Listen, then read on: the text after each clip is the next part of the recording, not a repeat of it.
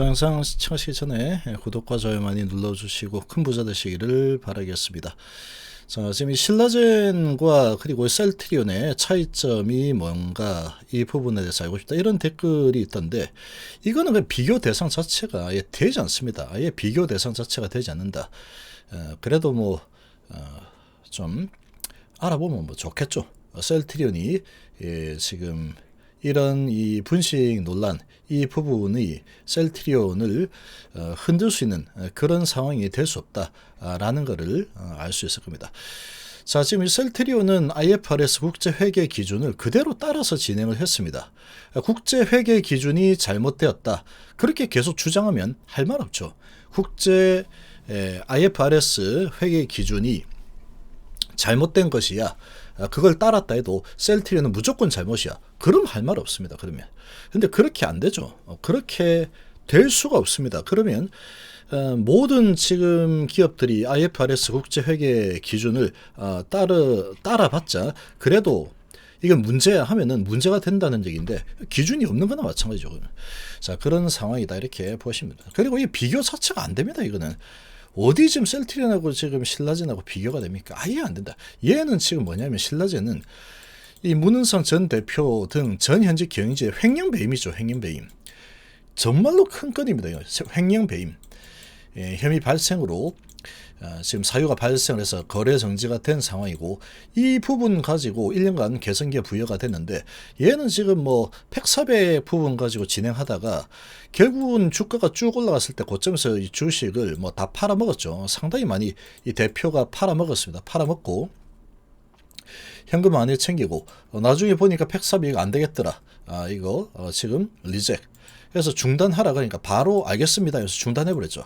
그래서 지금 거의 껍데기 회사처럼 돼버린 겁니다. 그렇게 돼버린 상황인데, 그래도 이제 신라젠은 그래도 아직까지는 파이프라인이 좀 있긴 있죠. 추가적으로 진행하는 부분이 있는데, 아무래도 이제 이 기심이 쪽에서는 이 개선계획 이행 내역서를 제출했지만 이 부분을 확인을 해봤더니 영업 관련 개선 계획이 이행되지 않았다. 그러니까 지금 이 기업은 돈을 벌 수 있는 구조가 아닙니다. 계속 연구 개발을 해야 되는 그런 상황인데, 이 연구 개발 계속 해봤자 될 만한 상황이 보이지 않는다.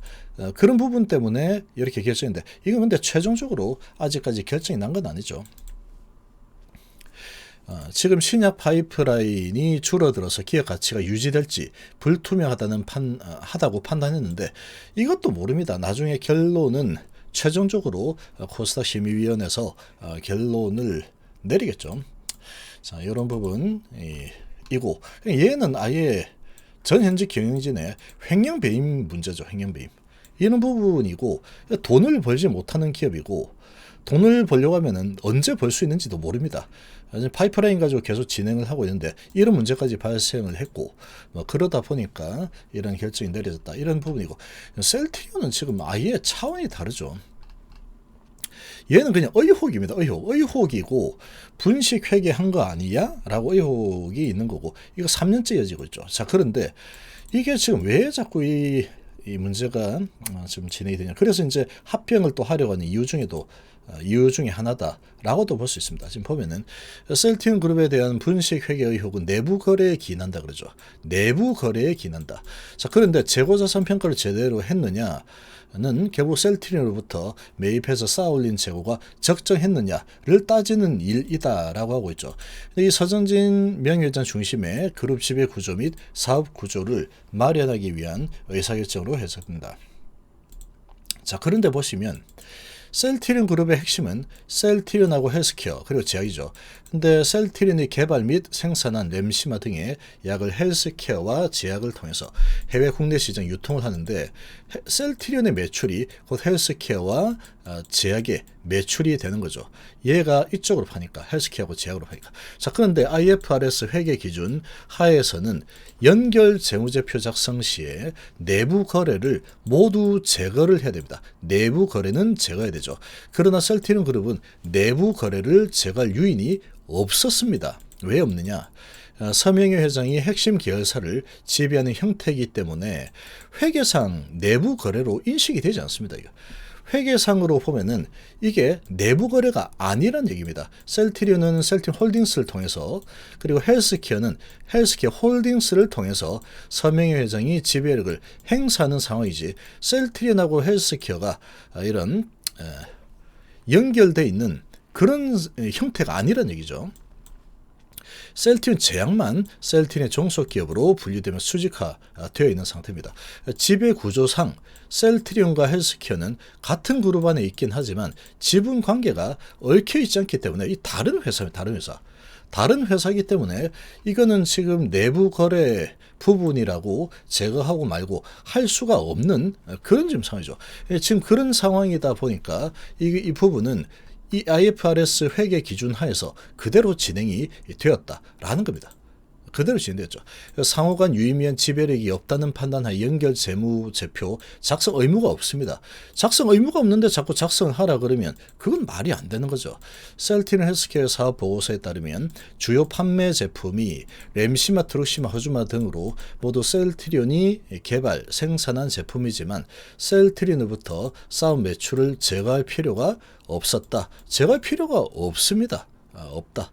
사실상 그룹에서 발생한 매출은 셀트리온 매출이 대부분이지만 헬스케어에서 발생한 매출까지 더해지면서 회계적으로 부풀려졌다는 게 금투 업계의 오랜 지적이다 라고 하고 있는데, 이것도 문제가 없다는 입장이죠. 왜 문제가 없느냐. 자, 지금 보면은 이 지금 사실상 그룹에서 발생 매출은 셀트리온 매출이 대부분이지만 헬스케어에서 발생 매출까지 더해지면서 회계적으로 부풀려졌다라고 하는데, 이게 왜 부풀려진 걸까요? 지금 지배 관계가 전혀 없는 상황인데. 자, 그리고 이 셀트리온이 헬스케어로 팔 때는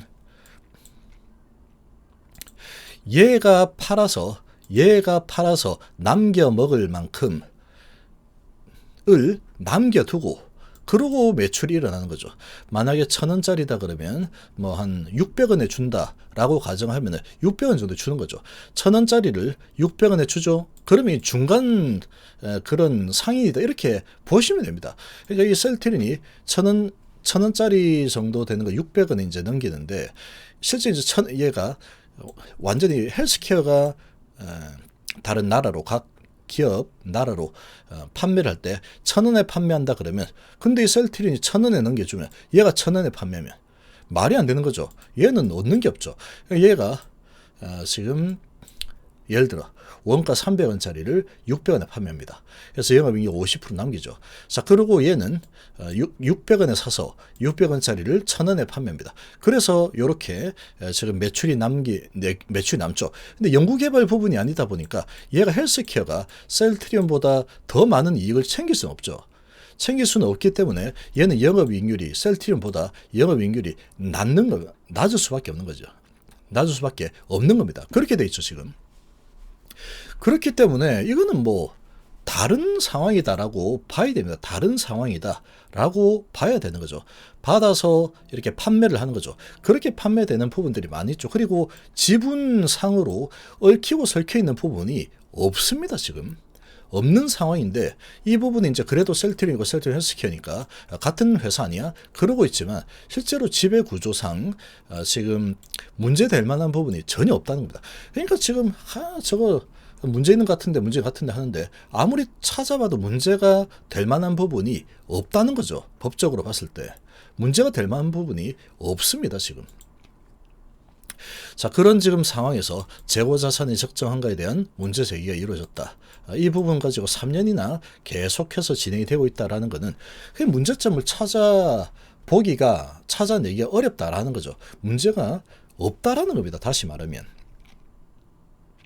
그렇게 볼 수가 있죠. 그렇게 볼 수가 있는 상황이고, 지금 구조적으로 이제 그렇다 하고 계속해서 이제 이런저런 말들이 많으니까 이번에 합병을 해버리는 거죠. 그래서 거참 말 많네. 그래 합병할게. 이렇게 지금 진행이 되고 있는 상황이다. 이렇게 보시면 돼요. 그래서 문제가 될 만한 부분은 없습니다. 그런데 이런 부분 뭐 재고 자산 재고 하고 있는데 그걸로 계속 하다가 했는데 이 보니까 IFRS 기준으로 보면 문제될 게 없죠. 지금. 문제될 게 없습니다. 회계법인이 바보가 아니기 때문에 당연히 문제가 없는 겁니다.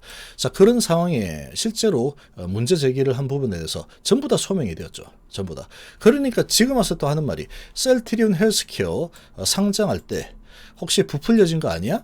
또 이걸 가지고 하고 있는, 그러니까 쟁점이 이거 했다가 저거 했다가 요거 이런 상황이죠. 그런데 이게 분식회계로 이렇게 어떻게 된다, 이렇게 될 가능성 거의 0.0001%밖에 안 된다는 얘기입니다. 지금 어떻게든 문제 좀 찾아볼까 뭐 이런 지금 상황으로 돌아가고 있기 때문에 그렇게 될 가능성은 매우 희박하다. 신라전하고는 아예 다른 상황이다. 지금은 의혹 뭐 문제가 있어 보이는데 들여다보니까 문제가 안 보이는 거죠.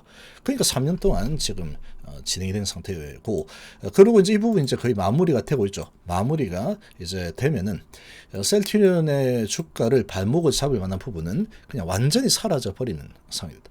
그리고 셀트리온은 지속적으로 계속 성장을 하는 그런 모습을 보여줄 수밖에 없는 상황으로, 그리고 실제로 데이터로 보여주고 있죠. 이 상황이 이렇게 지금 돌아가고 있다라고 보시면 됩니다. 그렇게 보시면 되고, 그래서 지금 이제 이 부분은 셀트리온의 기업 가치를 흔들 수 있는 요인이 아니다라는 겁니다. 저 부분이 뭐 분식 회계 어쩌죠, 흔들 수 있는 부분이 아닙니다. 흔들 수 있는 부분이 아니다라고 보시면 되고, 이 부분이 이제 지금 끝나버리면 셀트리온은 이제 뭐 실적이 워낙에 이제 4분기부터 좋을 거기 때문에 실적은 이렇게 좋은데 주가는 반대로 와 있기 때문에 주가는 이제 계속 올라서는 흐름이 나올 수밖에 없다, 이렇게 볼 수 있는 거죠.